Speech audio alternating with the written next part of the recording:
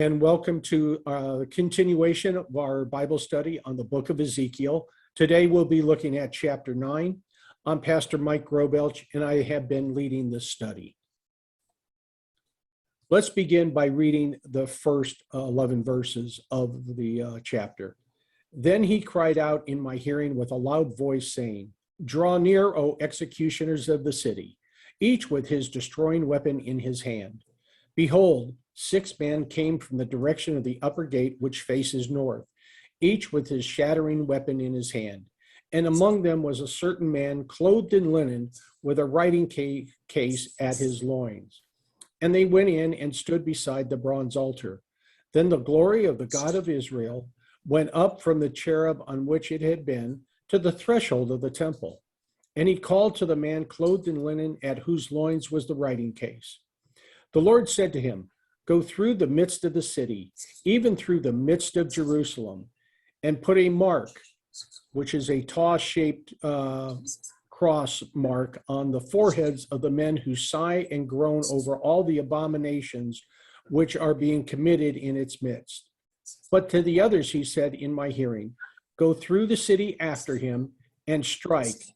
Do not let your eye have pity, and do not spare. Utterly slay old men, young men, maidens, little children, and women.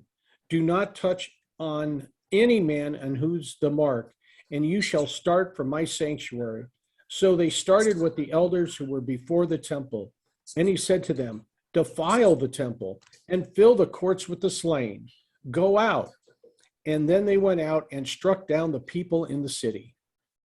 And they were striking the people, and I alone was left. I fell on my face and cried out, saying, "Alas, Lord God, are you destroying the whole remnant of Israel by pouring out your wrath on Jerusalem?" Then he said to me, "The iniquity of the house of Israel and Judah is very, very great. And the land is filled with blood, and the city is full of perversion. For they say, the Lord has forsaken the land, and the Lord does not see. But as for me, my eye will have no pity, nor will I spare, but I will bring their conduct upon their heads." Then behold, the man clothed with linen, at whose loins was the writing case, reported, saying, "I have done as you have commanded me." Thank goodness this is one of the shorter parts of Ezekiel. But let's take a look at this, and let's start to parse this. Now we see Ezekiel is with Yahweh in the temple, and God is calling upon these angelic beings. There are 6 of them to begin their destruction. After he had the other angel or angelic being has put this mark on the people who have not worshiped false gods. Now, a couple of things are interesting to note here. They're coming from the gate which faces the north. The north is usually attributed to the coming of God's wrath or God's judgment. So that is symbolic in there. Now, just who is this certain man clothed in linen with this writing case?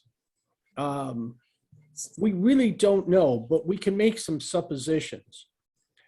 We believe that he represents the priesthood because he is clothed like an Old Testament priest. And they stood beside the bronze altar. So this is taking place in the temple in Jerusalem. And the glory of God, which usually resided between the 2 cherubim sitting on top of the Ark of the Covenant, went up to the threshold. And then he calls to the man clothed in linen, and he tells him to go out and mark the people. So one of the things that we want to do is, why does Ezekiel say he went up from the cherub? That implies one. There's not a plural. When we think of more than one cherub, we say cherubim. the I am denoting three or more. And we see that in this case, are these the cherubs on the mercy seat?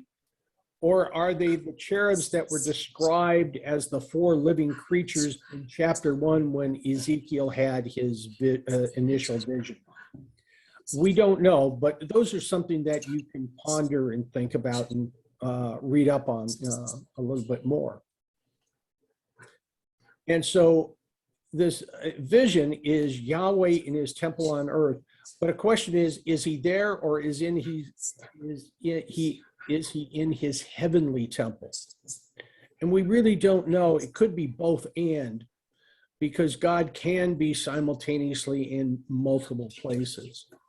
Now in verse 4, this tau, or it's pronounced tav, is the last letter of the human alphabet.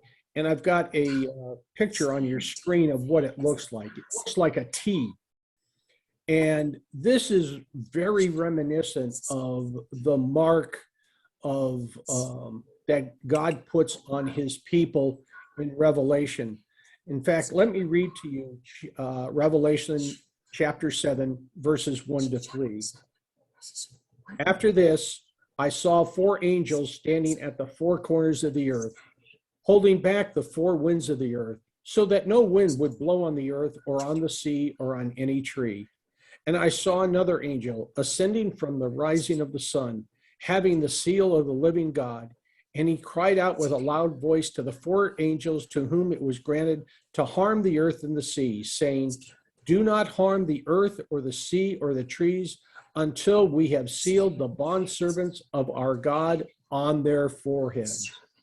So we see this parallel between Ezekiel's vision and the vision that John saw in Revelation. Now, when we take a look at the people who are going to be slaughtered, able-bodied men are not mentioned. And the question is why?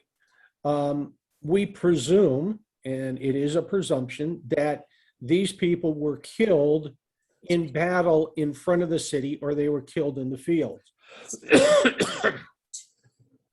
And God is taking no prisoners. His angels have instructions to slay men, women, children, young, old, it doesn't matter. And God also pronounces the same judgment on his former residents, the same type of judgment that he would pronounce on pagan temples. The temple must be destroyed. Now, Ezekiel in verse 8 tries to intercede. He doesn't challenge God's judgment as much as it is a petition in the form of a question. And he's asking, are you going to kill all of Israel? Are you going to wipe them off the face of the earth? But he overlooked that God had given the angel or the angelic being that is clothed in linen with the writing case. He was supposed to put the mark on the forehead of the people that were to be spared. Now the remnant points to a transnational direction. And what I mean by that is not just an element of Israel, but an element of the world, of multiple tribes or nations. And in fact, in Romans 9:6, that was a fact that took a long time for people to understand. If we go back to the call of Abraham, we understand that, God calls him and he says, you are going to be a blessing to, and you can fit in the word that you like best, but peoples, tribes, nations, you get the idea. It's not just the Israelites, it is a segment of all of humanity. And this took a very long time for people to grasp. And that brings us to the end of chapter 9. I thank you for being with us today, and I look forward to you being at another study in the very near future. As a courtesy, if you would, click like and subscribe to our channel. That way we can share the gospel with more people. May God bless your study.